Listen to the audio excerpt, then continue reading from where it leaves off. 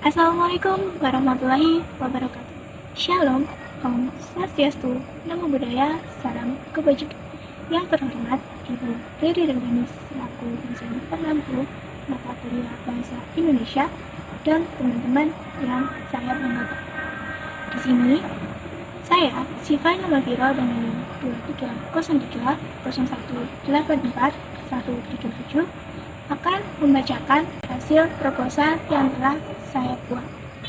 Pada kesempatan ini, saya mengangkat judul proposal permodelan dan simulasi fisika kuantum pada sistem terkungkung dalam konteks komputasi terdistribusi. Dari beberapa rumusan masalah yang ada, dapat dibuat latar belakang yakni sebagai berikut. Dalam konteks komputasi terdistribusi, permodelan molekul dapat membantu mengembangkan sistem yang lebih kompleks dan efisien untuk menggambarkan perilaku sistem molekul dan mengevaluasi dampak kebijakan yang diberikan. Namun, dalam permodelan molekul terdapat beberapa tantangan yang perlu dihadapi dan diselesaikan, seperti kesulitan dalam pengembangan model yang akurat dan efisien untuk sistem molekul yang besar dan kompleks. Tantangan dekoherensi kuantum dalam komputasi kuantum dan masalah skala besar dalam komputasi kuantum. Dalam suatu pengukuran, keakuratan hasil simulasi dalam lingkungan komputasi terdistribusi terhadap eksperimen fisika kuantum pada sistem terkungkung ini dapat dikonfirmasi menggunakan beberapa langkah, yakni memvalidasi model, membandingkan hasil menggunakan metode kontrol, memperhatikan skala, dan konsultasi dengan para ahli fisika kuantum maupun peneliti yang berpengalaman dalam bidang tersebut untuk memvalidasi hasil simulasi. Dalam permasalahan ini, keterbatasan perangkat keras dan masalah skala dalam simulasi fisika kuantum pada sistem terkungkung menggunakan komputasi terdistribusi dapat diatasi melalui beberapa pendekatan yang dapat diambil seperti paralelisasi, skema pemrosesan terdistribusi, dan mengoptimalkan algoritma. Selanjutnya ada rumusan masalah. Dalam proposal ini, saya mengambil dua rumusan masalah. Yang pertama, bagaimana cara mengonfirmasi keakuratan hasil simulasi yang dilakukan dalam lingkungan komputasi terdistribusi terhadap eksperimen fisika kuantum pada sistem terkungkung. Yang kedua, bagaimana cara untuk mengatasi keterbatasan perangkat keras, hardware, dan masalah skala dalam simulasi fisika kuantum pada sistem terkungkung menggunakan komputasi terdistribusi. Tujuannya yang pertama yaitu untuk mengetahui cara mengonfirmasi keakuratan hasil simulasi yang dilakukan dalam lingkungan komputasi terdistribusi terhadap eksperimen fisika kuantum pada sistem terkungkung. Dan yang kedua yaitu untuk mengetahui cara mengatasi keterbatasan perangkat keras, hardware, dan masalah skala dalam simulasi fisika kuantum pada sistem terkungkung menggunakan komputasi terdistribusi. Selanjutnya ada manfaat penelitian. Yang pertama yaitu memberikan pemahaman yang lebih baik kepada peneliti dan membantu kita untuk memahami lebih baik tentang perilaku sistem terkungkung dalam fisika kuantum, di mana dapat digunakan untuk mengembangkan teknologi baru dan memecahkan masalah yang sulit. Yang kedua, mengembangkan teknologi komputasi kuantum, permodelan dan simulasi fisika kuantum memungkinkan kita untuk mengembangkan teknologi komputasi kuantum yang lebih efisien dan akurat, yang memiliki potensi untuk merevolusi cara kita memproses informasi dan mengevaluasi dampak kebijakan yang telah diberikan. Yang ketiga, ada pengembangan material dan obat-obatan. Penelitian ini membantu kita dalam mengembangkan material dan obat-obatan yang memiliki aplikasi besar dalam sistem terkungkung di bidang fisika kuantum, seperti molekul kimia kompleks. Yang keempat, ada pengujian dan verifikasi permodelan dan simulasi fisika kuantum, memungkinkan kita untuk menguji coba dan memverifikasi perilaku sistem terkungkung dalam fisika kuantum melalui pengujian dan verifikasi dengan menggunakan hasil permodelan dan simulasi. Yang kelima, ada pengembangan sistem terkungkung. Penelitian ini membantu kita dalam mengembangkan sistem terkungkung yang lebih kompleks dan efisien, di mana memiliki potensi untuk membantu berbagai bidang ilmu pengetahuan dan teknologi, seperti sistem kesehatan, sistem lingkungan, dan sistem transportasi. Selanjutnya ada batasan istilah. Yang pertama yaitu keterbatasan komputasi. Manusia memiliki keterbatasan dalam komputasi seperti kecepatan perhitungan yang terbatas dan memungkinkan untuk membuat suatu kesalahan. Seiring dengan perkembangan teknologi, komputer dapat melakukan perhitungan yang lebih cepat daripada manusia pada umumnya. Ada validasi dan verifikasi. Proses validasi melibatkan pembuktian bahwa simulasi telah dilakukan dengan benar, sesuai dengan prosedur yang ditetapkan. Sementara, verifikasi melibatkan penilaian terhadap kebenaran solusi numerik yang dihasilkan.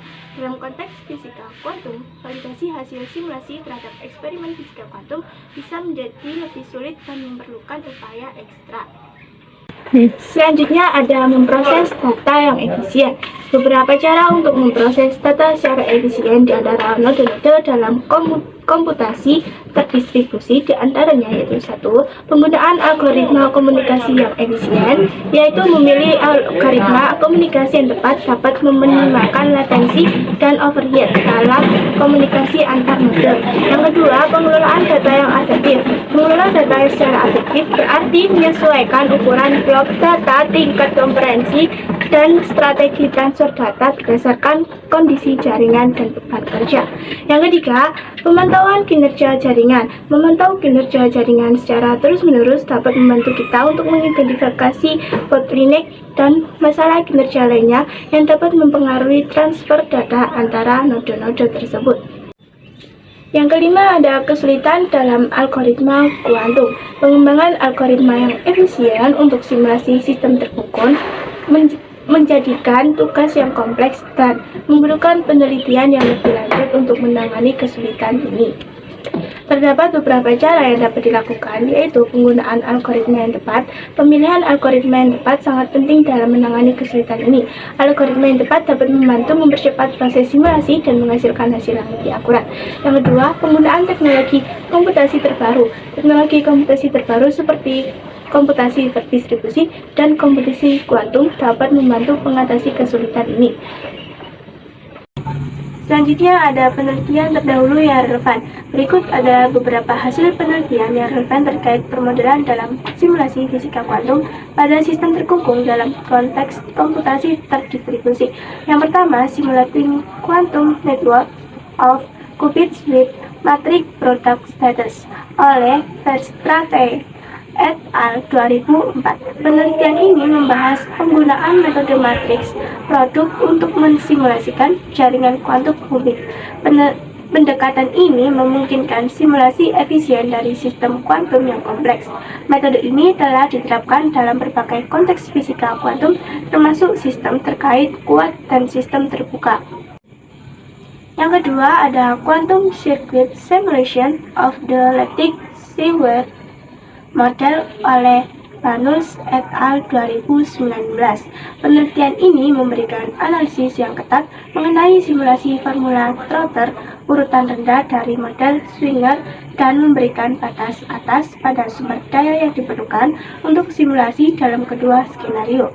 Mereka juga memberikan skema pengukuran yang dapat diskalakan dan algoritma untuk memperkirakan observable yang biayanya dalam skenario NISQ dan tahan kesalahan.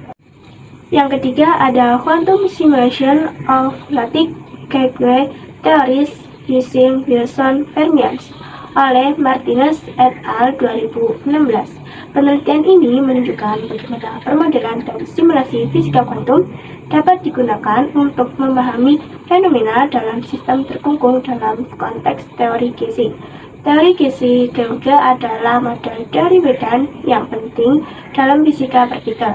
Metode ini memanfaatkan representasi Casey dari teori Gauge untuk mengoptimalkan simulasi kuantum dari teori tersebut. Yang keempat ada Quantum Simulation of the Hubbard Model with Trapped Ions oleh Islam et al. 2013. Penelitian ini menunjukkan bagaimana permodelan dan simulasi fisika kuantum dapat digunakan untuk memahami sifat-sifat sistem terkungkung dalam konteks sistem terperangkap, membahas penggunaan ion terperangkap sebagai simulator kuantum untuk mensimulasikan model Hubbard. Penelitian ini menunjukkan bahwa ion terperangkap dapat digunakan sebagai simulator kuantum untuk mensimulasikan model Hubbard dengan akurasi yang tinggi. Selanjutnya ada landasan teori. Yang pertama, mekanika kuantum. Mekanika kuantum adalah teori dasar yang digunakan untuk menjelaskan perilaku sistem atom dan subatom. Konsep-konsep utama dalam mekanika kuantum meliputi superposisi, di mana partikel dapat berada dalam beberapa keadaan secara bersamaan, gelombang probabilitas yang digunakan untuk memprediksi posisi partikel, dan prinsip ketidakpastian yang menyatakan bahwa kita tidak dapat secara simultan mengetahui posisi dan momentum partikel secara akurat. Selanjutnya ada sistem terkungkung.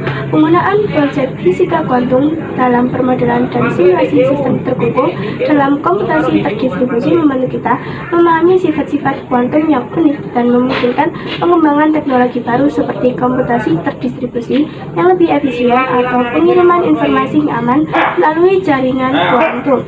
Yang ketiga ada perangkat keras atau hardware. Tanpa perangkat keras yang tepat, perangkat lunak software tidak akan memiliki platform untuk berjalan dan menjalankan tugas-tugasnya. Jaringan perangkat keras terdiri atas switch dan router.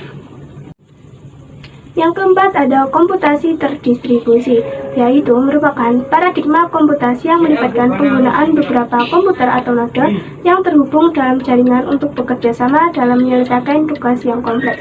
Setiap komputer atau node bekerja secara independen untuk menyelesaikan subtugas yang diberikan, dan hasilnya dikumpulkan dan digabungkan untuk menghasilkan solusi terakhir. Yang kelima ada metode numerik.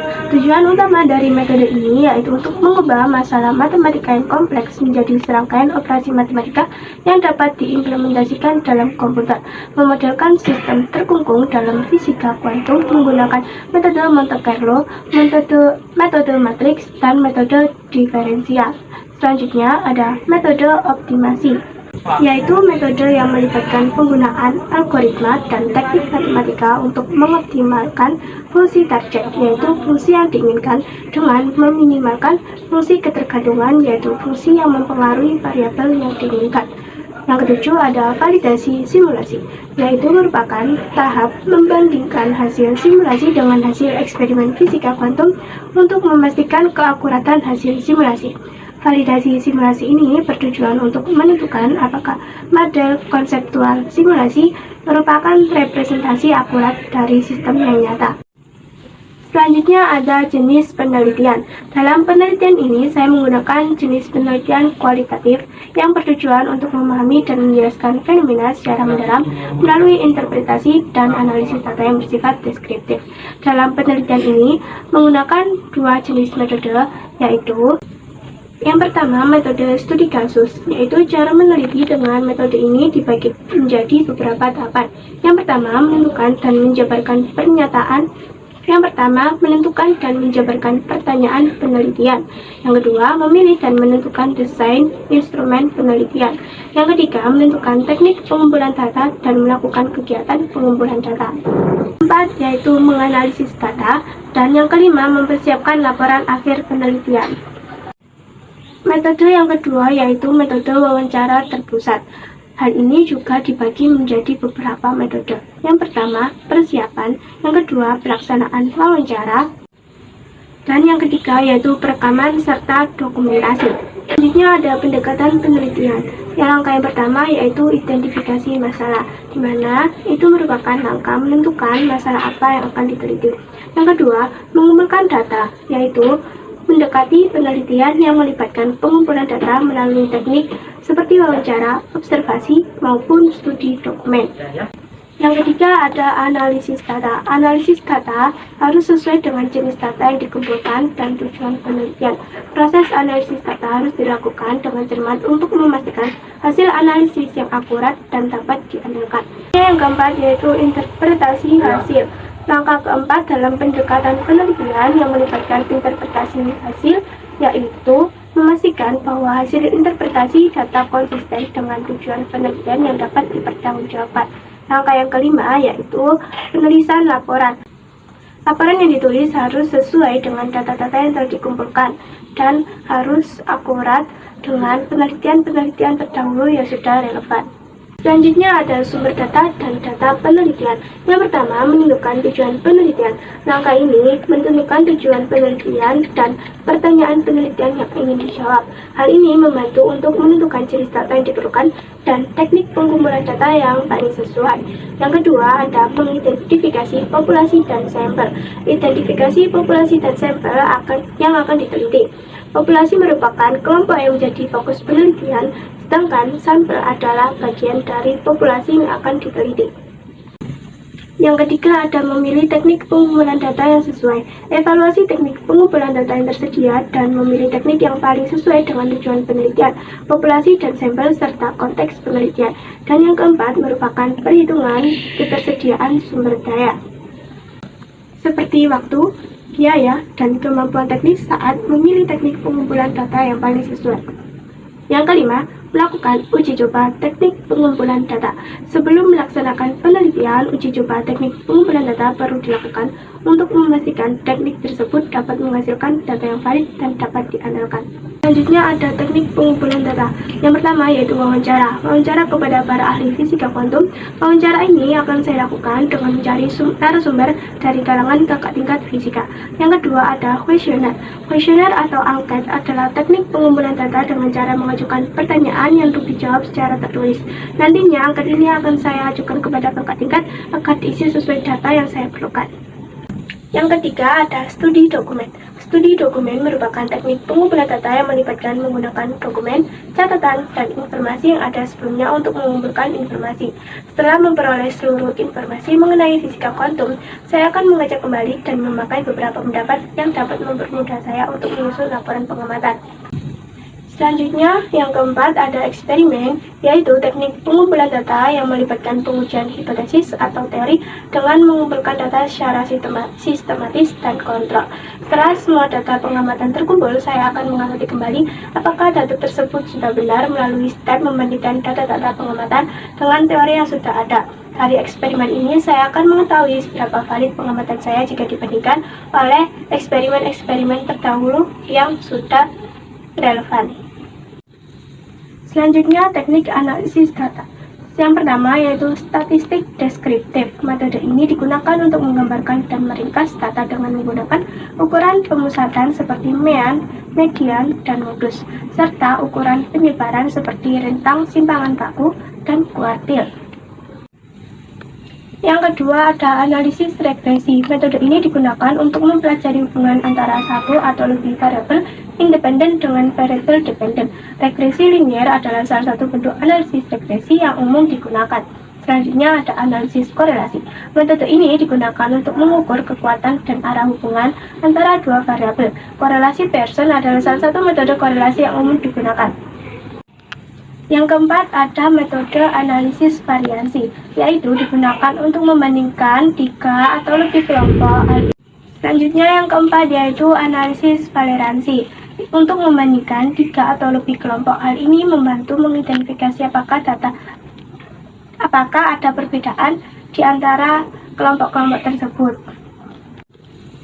Yang kelima ada analisis komponen utama. Metode ini digunakan untuk mengurangi dimensi data dengan mengidentifikasi kombinasi linier dari variabel yang paling menjelaskan data yang tervariasi.